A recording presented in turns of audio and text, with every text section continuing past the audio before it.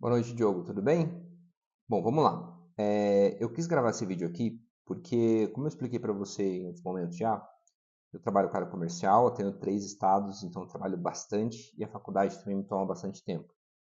E eu, sinceramente, acho que é uma responsabilidade muito grande quando nós falamos sobre didática e pegar um exemplo de matéria para apresentar para vocês, para dizer que está difícil, que aquilo ali é complicado, que não existe uma didática correta, é uma responsabilidade muito grande, sem que você não tenha tempo para fazer isso. Então, eu teria que fazer um mapeamento e isso ia me tomar um tempo que eu não tenho essa disponibilidade nesse momento. Então, o que eu quis fazer? Quis gravar esse vídeo aqui para tentar explicar para você mais ou menos como que eu vejo que os ensinamentos da PUC acontecem, né? Como é que é passada essa matéria para o aluno, como é que é a percepção do aluno, e isso é muito importante. E de nenhuma maneira gostaria de falar mal dos professores, tá? São pessoas muito legais, a única coisa que eu percebo é eles estão muito distantes dos alunos. Eles nem percebem, tão distante que não conseguem perceber as dificuldades que os alunos têm, e a linguagem que eles falam é a linguagem que está dentro da cabeça deles. Então, ali, aquela linguagem acadêmica, mestrado e tudo, eles estão passando para pessoas que conhecem sobre aquele assunto, né? Eles não vejo muita preocupação em introduzir o aluno na matéria. Passar a matéria para uma pessoa que está iniciando pela primeira vez, que ela está conectando com aquele assunto pela primeira vez. E esse é a maior falha para mim na PUC que acontece no EAD. No presencial não é da mesma maneira, porque meu cunhado estuda no presencial e a gente conversa muito sobre isso. Então os professores tentam puxar os alunos e conseguem perceber quando não estão entendendo, mudam as estratégias de ensino para conectar o aluno. No EAD não acontece isso. Então o que eu queria, pelo menos a minha percepção, tá? O que eu queria fazer? Para poder te dar um exemplo simples e objetivo do que eu estou tentando passar para vocês sobre didática e tudo, eu vou falar sobre mofo, que é o meu trabalho. Eu trabalho com a qualidade do ar, qualidade de água, eu trabalho com a parte de inspeção de mofo, de tratamento, né? Dou muita consultoria para esse lado. Então eu gosto de fazer uma explicação às vezes para os clientes. Existem duas maneiras de eu fazer a explicação e eu gostaria que você prestasse atenção nas duas explicações, que a primeira delas é como eu vejo que a PUC passa os conteúdos. A segunda é como eu acho que deveria acontecer, tá? Então nessa primeira eu até escrevi um texto para ficar bem do jeito que eu acho que são a introdução dos materiais da PUC, quando a gente pega os livros e tudo, e os vídeos também não tentam simplificar, mas eles não é uma explicação especificamente, é uns trechos de matéria que não conectam exatamente com o ensino, para a pessoa falar, nossa, eu escutei isso daqui, agora eu entendi tudo, né? Então vamos lá para o primeiro modelo, eu queria falar sobre o mofo para você entender a diferença do que eu estou querendo passar. Então assim, imagine que eu falasse para você, fosse explicar, você está com problema de mofo, fosse explicar como é que funciona o mofo para você e explicasse dessa maneira. Ao tentar proceder com a remediação do bolor em substratos murais, sem a devida expertise, ocorre a dispersão aeróbica dos esporos de fungos, culminando em uma contaminação cruzada. Esse processo é exacerbado pela translocação dos esporos através do ar, favorecendo a colonização em ambientes adjacentes. A umidade relativa do ar, aliada à condensação hídrica nas superfícies, proporciona um microambiente propício para a proliferação micótica, desencadeando um ciclo de reinfestação fúngica no local. Agora a pergunta que eu te faço é a seguinte, Diogo. Diante de tudo isso que eu te falei, escutando, você já entenderia 100%, assim, você já saquei agora o assunto do mofo. Entendi como é que funciona, qual que é o problema.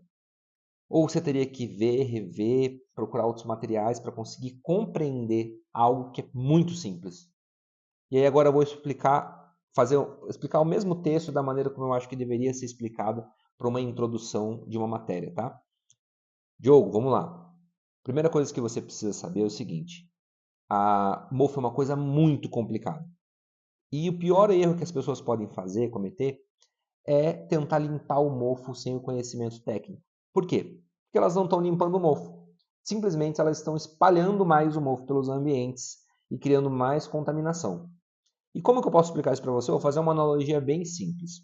A analogia seria, você imagine um campo cheio de margaridas, tá?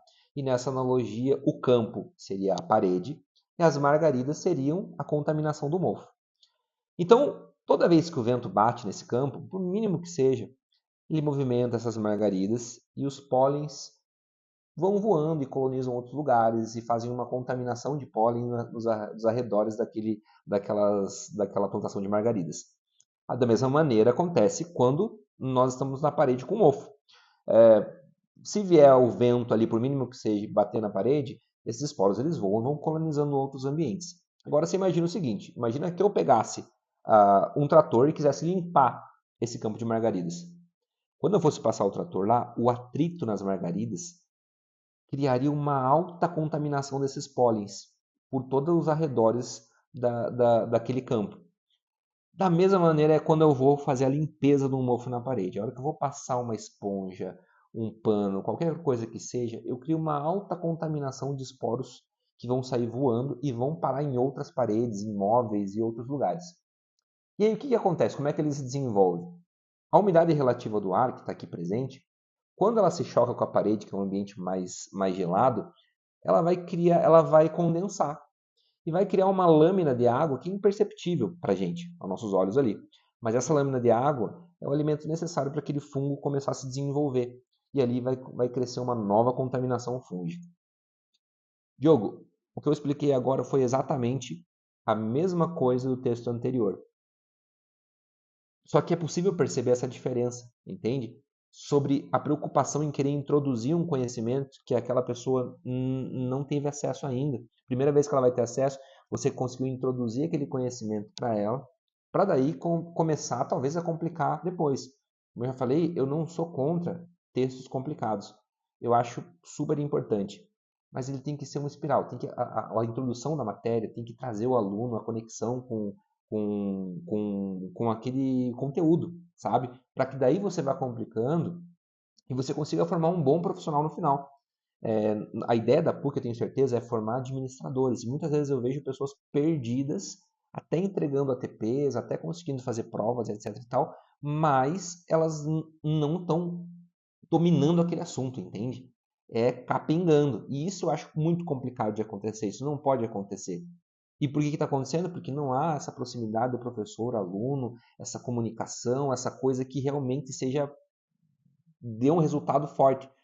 E outra, esse tipo de explicação que eu dei, a segunda, mais didática ali, fazendo uma analogia, se a pessoa tiver TDAH, se a pessoa tiver alguma dificuldade cognitiva, se a pessoa não teve a oportunidade de estudar em boas escolas, não teve a oportunidade de se alimentar bem na infância, independente de quantas dificuldades ela teve, ela vai conseguir introduzir nessa explicação, ela vai conseguir ter um acesso pelo menos muito mais facilitado do que da outra maneira que eu expliquei na primeira vez.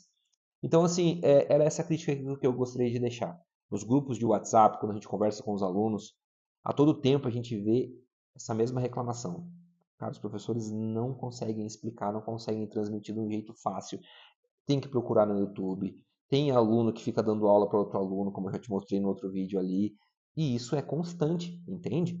E aí a pergunta que fica é: se todo mundo está procurando YouTube, está procurando aprender com outros alunos, qual o valor dos professores ali nesse processo? Qual o valor da PUC nesse processo? Isso não fala para queimar colchão, alguma coisa do tipo. Não, é uma crítica para estimular, porque eu torço muito pela PUC, eu torço muito pelos professores, mas vocês estão distantes da maneira como os alunos estão conseguindo ver. Não estão conseguindo captar a maneira como os alunos estão conseguindo perceber as matérias e absorver as matérias. Então, eu gostaria de deixar explicado, espero que eu tenha conseguido me expressar de um jeito fácil para colocar esse problema para você. Desculpa fazer por vídeo, mas é o que eu consigo fazer, eu não gostaria de deixar em branco. Então, queria pedir desculpa por não conseguir fazer algo melhor, tá bom? Qualquer dúvida, estou à disposição.